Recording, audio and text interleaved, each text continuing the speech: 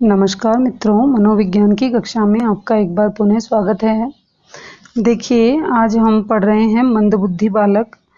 Crow and crow के अनुसार जिन बालकों की बुद्धि लब्धि 70 से कम होती है उन्हें हम मंदबुद्धि बालक कहते हैं। ये देखिए, जिनकी बुद्धि लब्धि क्या होती है, 70 से कम। तो कई बार इस तरह का प्रश्न आ जाता है, जिनकी बुद्धि लब्धि 70 से क्या होती है, कम होती है। तो कई बार हमारे यहाँ पे प्रश्न बना है कि मंदबुद्धि बालक कौन कहलाते हैं। ठीक है, अब देखिए, बुद्धि लब्धि और बुद्धि का वर्ग। जैसे प्रतिभाशाली जो बालक होगा उसकी बुद्धि होगी 141 से अधिक। ठीक है, और इसके बाद में अपने आता है प्रखर बुद्धि बालक। 126 से लेकर के 140 तक की बुद्धि वाले होते हैं, वेरी सुपीरियर जिसको हम कह सकते हैं।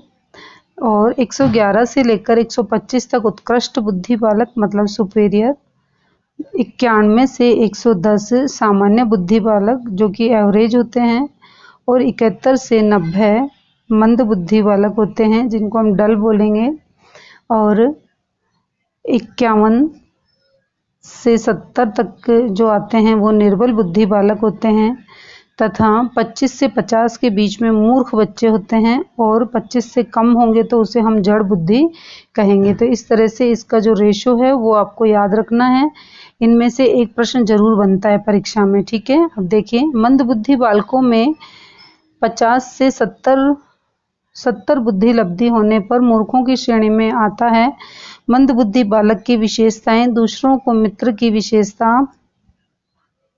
दूसरों को मित्र बनाने की विशिष्ट इच्छा, असफलताओं के कारण निराशा, संवेगात्मक तथा सामाजिक असमायोजन, और पूर्व ज्ञान का विभिन्न परिस्थितियों में प्रयोग करने में असमर्थ, मान्यताओं के संबंध में अटल विश्वास, स्वयं की चिंता, परिस्थिति की अवहेलना, आत्मविश्वास का अभाव और भाववेशपूर्ण व्यवहार भी इसके अंतर्गत आता है। मंदबुद्धि बालकों की शिक्षा, सामाजिक आर्थिक विकास प्रशिक्षण प्रक्रिया, क्रियात्मक पाठ्यक्रम, विशिष्ट कक्षाएं। इनकी कक्षाओं में छात्र संख्या 12 से 15 होनी चाहिए।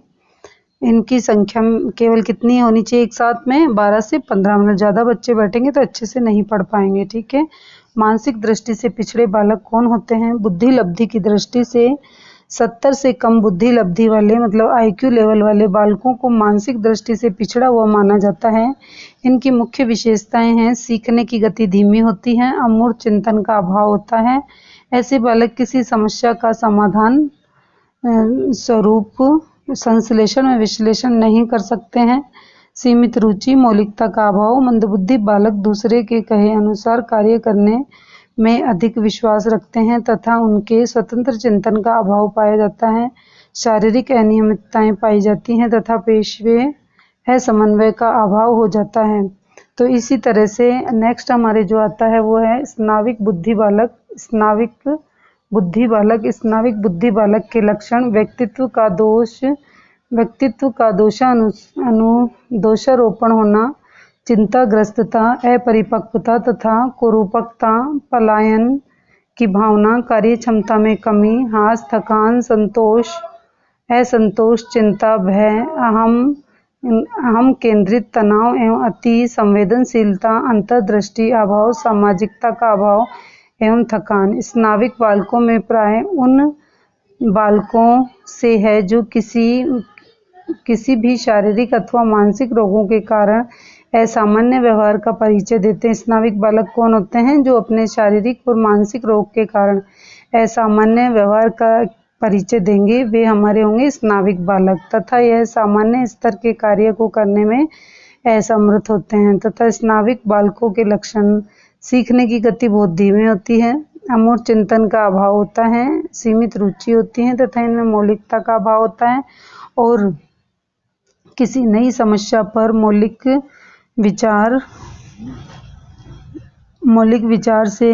विचार करने की योग्यता नहीं होती है। ऐसे बालकों में दूसरों के सुझाव ग्रहण करने की क्षमता अधिक होती है तथा दूसरों के कहने के अनुसार कार्य करते हैं। इनके शारीरिक विकास में कई प्रकार की अनियमितताएं होती है, जैसे नाक, कान, सिर, पैर, हाथ आदि का विकृत होना। स्नाविकता के कारण वंश परंपरा यदि माता पिता पूर्वजों में बुद्धिहीनता है तो बच्चों में हस्तांतरित हो जाती है तथा मानसिक आघात, बीमारी, अपरिपक्व जन्म, ग्रंथियां, हार्मोन्स तथा विसंगतियां, रक्त का ठीक न बनना, तो ये इतनी सारी जो मुख्य कारण हैं वो यही हैं। अब देखिए नेक्स्ट है अपने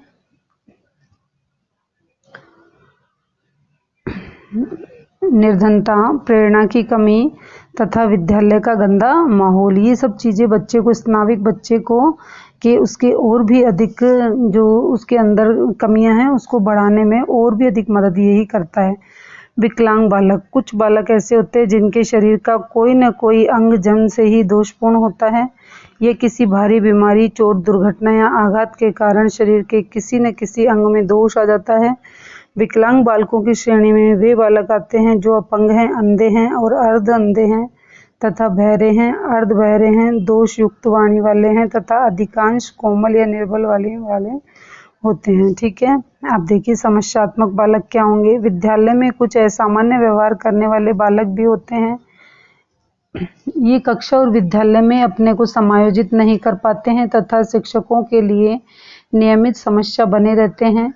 चोरी करने वाले बालक, झूठ बोलने वाले बालक, झगड़ा करने वाले बालक, विद्यालय से पलायन करने वाले बालक तथा गृह कार्य न करने वाले बालक, अन्य असामाजिक और अनैतिक कार्य करने वाले बालक समस्यात्मक बालकों में ही आते हैं। अपराधी बालक देखिए, न्यू मेयर के अनुसार इस प्रकार बाल अपराध का अर्थ समाज विरोधी व्यवहार का कोई प्रकार है जो व्यक्तिगत तथा सामाजिक विघटन उत्पन्न करता है। हीली के अनुसार वह बालक जो समाज के द्वारा निर्धारित व्यवहार के सामान्य प्रतिमान का अनुसरण नहीं करता वह बाल अपराधिक कहलाता है। कोल के अनुसार बाल अपराधिक वह होता है जिसमें मूल प्रवृत्त्यात्मक प्रेरणा शक्ति होती है तथा चेतना निर्बल होती है और उसका अहम तत्कालीन संतोष से शांत होता है तथा वह सामान्य व्यवहार के प्रतिमानों को स्वीकृत नहीं करता।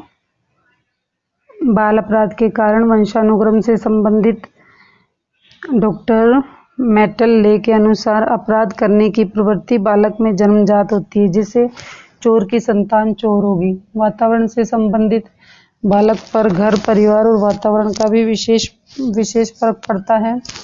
माता पिता तथा परिवार की आकांक्षाओं को पूरा नहीं कर पाते हैं, अतः वह अन्य गलत उपायों से अपने शौक पूरे करते हैं।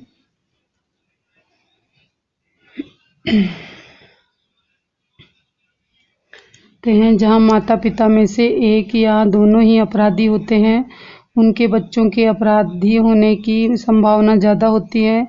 जिन परिवार में माता पिता का प्यार नहीं मिलता है उनके बच्चे अपने आप को उपेक्षित महसूस कर अपराध की ओर बढ़ जाते हैं। विमाता से दुर्व्यवहार तथा शारीरिक व मानसिक रोगों से पीड़ित माता पिता की संतानें तथा मनमानी करने लगती हैं। ऐसे परिवार जहां माता पिता दोनों ही नौकरी करते हैं और जहां घर का वातावरण तनावपूर्ण रहता है, यह परिवार के सदस्यों की संख्या अधिक है। और जिन परिवारों का अनुशासन ज़्यादा कठोर या ज़्यादा ढीला है वहाँ बच्चों में अपराध की ओर उन्मुख हो जाते हैं। पक्षपातपूर्ण व्यवहार होता है। समुदाय से संबंधित समाज का दूषित वातावरण बालक को बाल अपराधी बनने में सहायक होता है। घर के आसपास वेश्यालय, शराब घर, सिनेमा घर इत्यादि यदि है तो भी वह आपके बालक को के दिमाग पर विपरीत प्रभाव डालेगी। आपराधिक मित्र, अगर मित्र भी गंदा है तो भी आपके बालक पर विपरीत प्रभाव डालेगी। मनोरंजन के साधनों का अभाव, और इसमें मनोरंजन के साधनों का अभाव भी होता है तथा विद्यालय के वातावरण का प्रभाव। विद्यालय में मनोरंजन के साधनों का अभाव होता है तथा विद्यालय में बच्चों के व्यक्तिगत बुद्धि, योग्यता, रुचि को ध्यान में नहीं रखा जाता। मंदबुद्धि बालकों के द्वारा परीक्षा में पास होने के लिए हर उचित साधन अपनाना तथा उचित मार्गदर्शन की कमी। समाज का प्रभाव, समाज के पक्षपातपूर्ण व्यवहार व भेदपूर्ण नीति। राजनीतिक पार्टियों के द्वारा छात्रों को चुनाव के समय राजनीति में घसीटने का प्रयास किया जाना। मनोवैज्ञानिक प्रभाव। मंदबुद्धि बालकों के अपराधी होने की संभावना अधिक रहती है। जीवन में निरंतर संघर्षशीलता व असफलता से ग्रसित बालक अपराधी वृत्ति की ओर जल्दी ही अग्रसर हो जाते हैं। मानसिक रोगों से ग्रस्त बालकों के अपराधी होने की संभावना ज़्यादा होती है। संवेगात्मक रूप से अस्थिर बाल अपराधी की ओर जल्दी ही उन्मुख हो जाता है। ऐसे ही नेक्स्ट हम चलते हैं अपने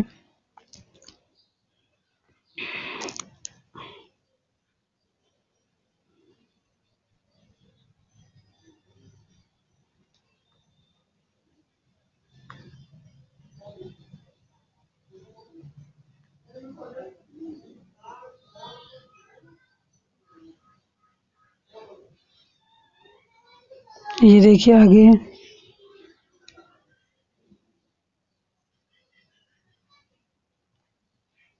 समावेशी शिक्षा, पिछड़े विमंदित अभिप्राय, अधिगम, असक्षमता और बाल अपराधी बालकों को सहानुभूति पूर्ण शिक्षा देना चाहिए। पाठ्यक्रम साधारण और कम होना चाहिए तथा वह ही उपयुक्त व्यवसाय विधि शिक्षा की व्यवस्था करनी चाहिए तथा मौखिक एवं क्रियात्मकता के सिद्धांत को अपना करके शिक्षण करना चाहिए। आंशिक अंधे बालकों को संकेत व हस्तकला की शिक्षाएं देनी चाहिए तथा प्रकाश की उचित व्यवस्था होने से उसमें पढ़ना चाहिए तथा पूर्ण रूप से अंधे बालकों को शिक्षा देने हेतु विशेष विद्यालयों की स्थापना की गई है, जिसमें ब्रेल प्रणाली के द्वारा शिक्षक गूंगे और बहरे तथा अर्धबहरे बालकों को शिक्षा, पृथक विद्यालय की स्थापना, शामपट्ट का अधिक प्रयोग, दृश्य श्रव्य सामग्री पर आधारित शिक्षण, है ना, सीखने की पद्धति, कक्षा में आगे बैठना आदि। बालक के नैतिक विकास,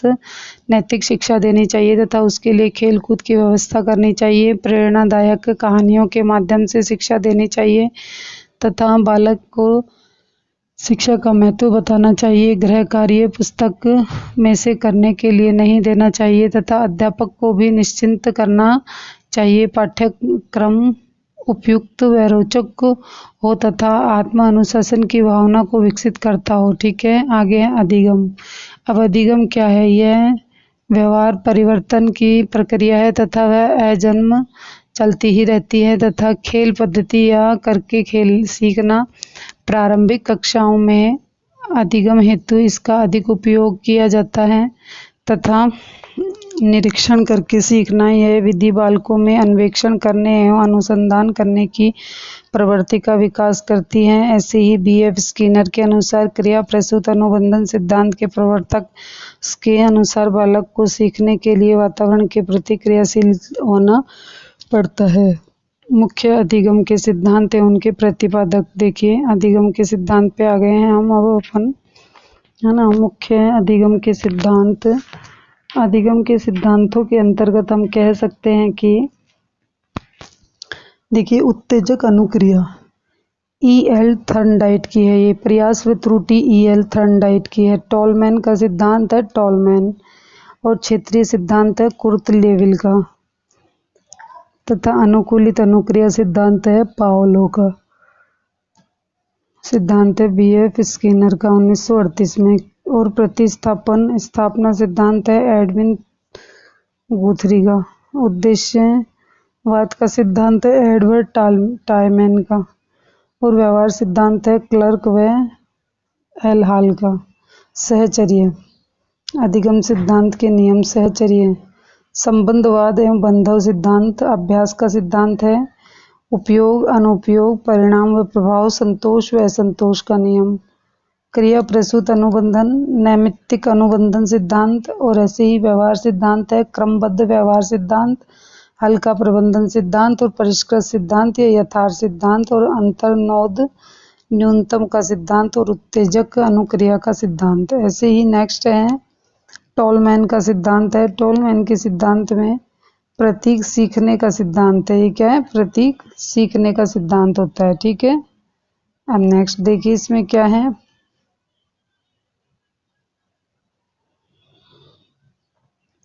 अधिगम के सिद्धांत और प्रयुक्त जीव जंतु। देखो अनुकूलित अनुक्रिया का जो सिद्धांत है वह कुत्ते पर किया गया है।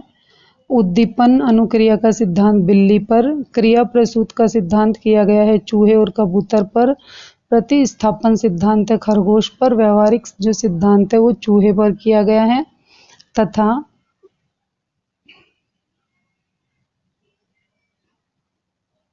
ये देखिए चूहे व कबूतर पर, प्रतिस्थापन सिद्धांत है वह खरगोश पर किया है तथा व्यवहार सिद्धांत है चूहे पर तथा गेस्टोल्ट सिद्धांत चिंपांजी पर। ठीक है, अब देखिए इधर अधिगम या सीखना एक व्यापक शब्द है। यह जन्मजात प्रतिक्रियाओं पर आधारित है। सीखना वह मानसिक क्रिया है जिससे बालक परिपक्वता की ओर बढ़ता है और अपने अनुभवों से लाभ उठाता हुआ अपने स्वाभाविक व्यवहार या अनुभूति तथा व्यवहार में प्रगतिशीलता, परिवर्तन या परिमार्जन करता है। गेट्स के अनुसार अनुभव और प्रशिक्षण के द्वारा व्यवहार में परिवर्तन लाना ही अधिगम होता है। मॉर्गन और गिलीलैंड के अनुसार अधिगम या सीखना अनुभव के परिणाम स्वरूप प्राणी के व्यवहार में कुछ परिमार्जन है जो कम से कम समय के लिए प्राणी के द्वारा धारण किया जाता है तथा वुडवर्थ के अनुसार नवीन ज्ञान और नवीन क्रियाओं को प्राप्त करने के लिए सीखने की प्रक्रिया है। क्रो एंड क्रो के अनुसार सीखना या अधिगम आदतों, ज्ञान और अभिवृत्तियों का अर्जन है। कॉनब्रैंक के अनुसार सीखना या अधिगम अनुभव के परिणाम स्वरूप व्यवहार में परिवर्तन के द्वारा व्यक्त करना है तथा कोल्विन के अनुसार अधिगम या सीखना अनुभव के कारण हमारे पहले के बने बनाए मौलिक व्यवहारों का परिवर्तन है। पहले से निर्मित व्यवहारों में अनुभवों के द्वारा परिवर्तन को अधिगम कहते हैं। ई चार्ल्स स्किनर के अनुसार व्यवहार के अर्जन में उन्नति की प्रक्रिया को अधिगम कहते हैं। मैस्लो के अनुसार अधिगम की दृष्टि से वर्धक अधिगम महत्वपूर्ण है तथा ये अधिगम के उच्च स्तर मनोगामात्मक तथा भाव पक्षों से संबंधित हैं। मैस्लो इन्हें सत्व अभिप्रेरक कहते हैं। मैस्लो ने बीमोटिक का संज्ञा 18 बताई है और अधिगम की उत्तम परिभाषा और व्याख्या E.R. हिलगार्ड के द्वारा लिखित पुस्तक टेरेनरीज ऑफ लर्निंग सीखने का अधिगम के सिद्धांत में दी गई है तथा स्वाभाविक व्यवहार में होने वाले प्रगतिशील परिवर्तन या परिमार्जन को ही अधिगम या सीखना कहा जाता है।